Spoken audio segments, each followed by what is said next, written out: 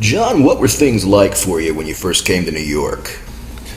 When I first came to New York, I would go breathlessly from one stage job to another, panting and sweating. There were 5 or 6 years when I always had another job by the time a job ended. It's like Lou Gehrig or Joe DiMaggio. They weren't all hits, but I was always working. Now I have this nice feeling of pulling back a little bit. The compulsion seems to have finally gone. What do you think made the difference? Doing movies instead of plays. The difference is unbelievable in terms of how you're paid and how many people see your work, how you're sought after in both movies and theater. Theater is more substantial and you have your feet on the ground while you're working in it. Theater is an island of sanity compared to the movie business. Still, you're performing for thousands of people. In movies, you're performing for millions of people. It really changes your life. How exactly did it change your life? Oddly enough, acting is no longer the gravitational center of my life. My family is now. Now, God knows I can't really go very long without doing something, but I'm a less envious person now. Were you always very envious before? Secretly, I remember feeling Michael Moriarty had run away with everything. Ed Herman. Many of these people are good friends of mine.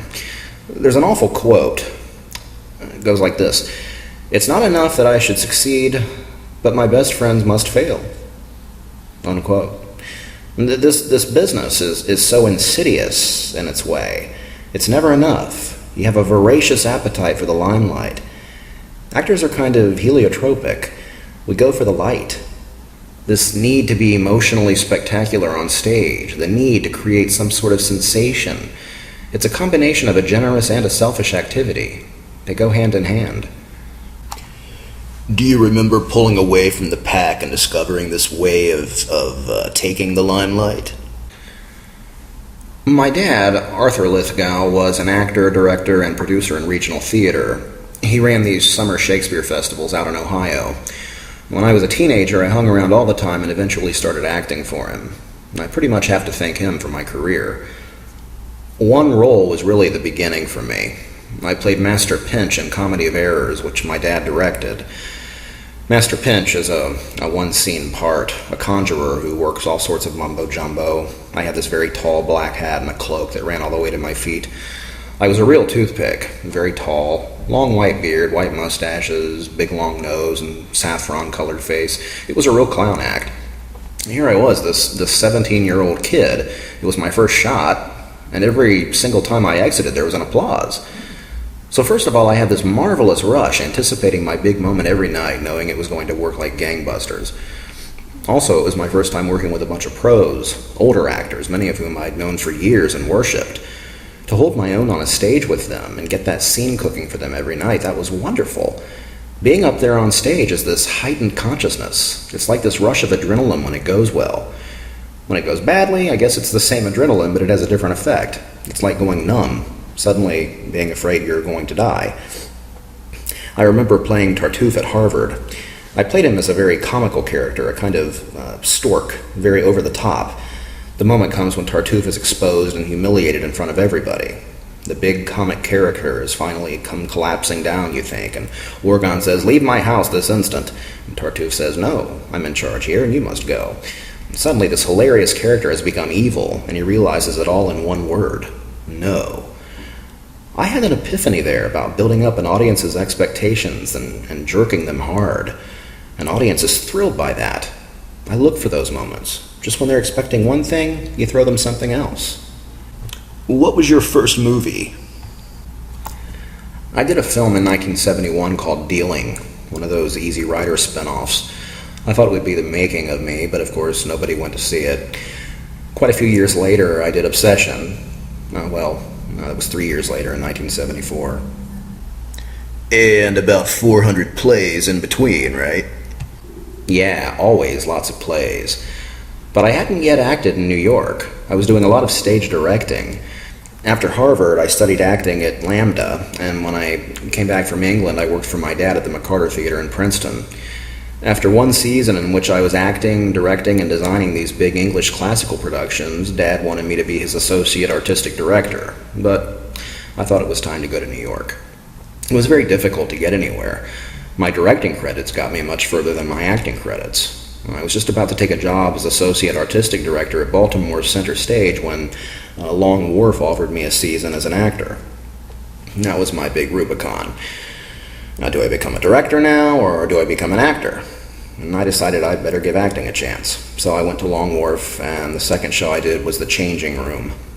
That production moved to New York intact in March of '77, opened March 6th, and I won the Tony on March 25th. After that, I was really an actor.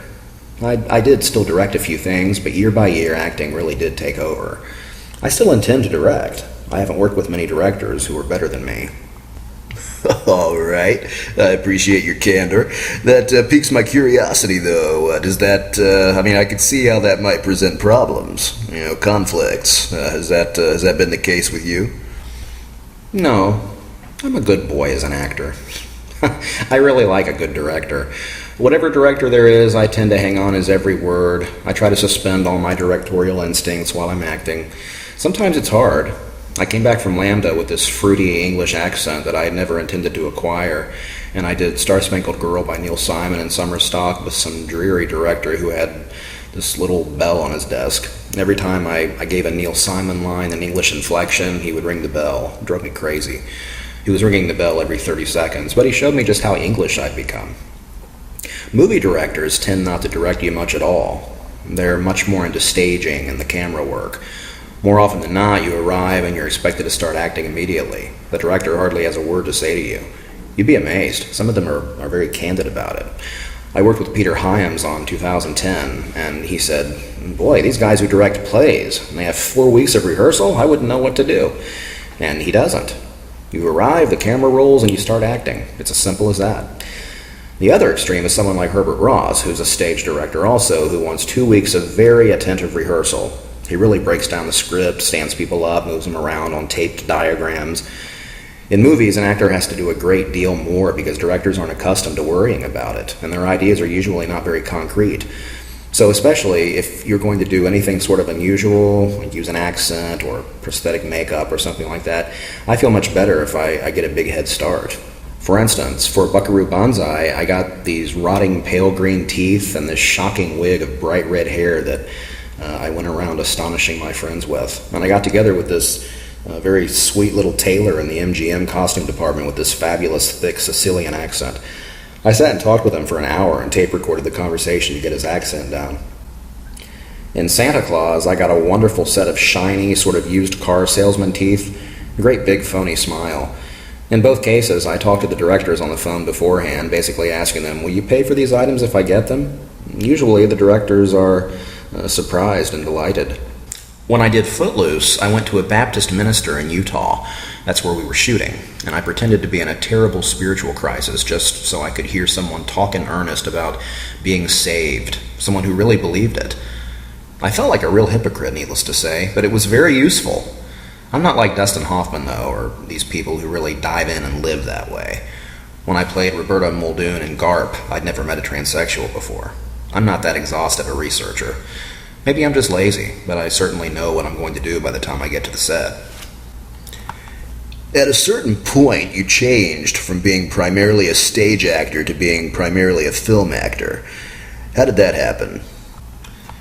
It was a combination of things. I got married and moved to Los Angeles because my wife was teaching at UCLA. And there I was, just at the time they released Garp, by far the showiest role I'd done. All you need is one of those, that extraordinary little moment, a little part where people say, "Man, nobody could do that as well as this fellow. He's something." The Changing Room did it for me in theater, and Garp in film. A few months later, there came a flood of things. Footloose, Terms of Endearment, Buckaroo Banzai, 2010, Santa Claus, Manhattan Project, 8 or 9 movie projects, and I was different in all of them. So I began to get that reputation as this guy who has a character talent and is not afraid to use it. I never thought I'd be in a movie, not ever. I never even thought I'd be on Broadway. I thought I'd be like my dad, working at Arena Stage in Long Wharf and the Guthrie, and that would basically be my life. All these things have come along and astonished me. All right. Well, it's been pretty astonishing having you as a guest on my program there, Mr. Lithgow. Thank you for your time. I really appreciate it. I'm sure our viewers do too, all you listening out there. Hope you enjoyed this interview. In the meantime, until next time when we meet again, don't forget, keep your dreams alive.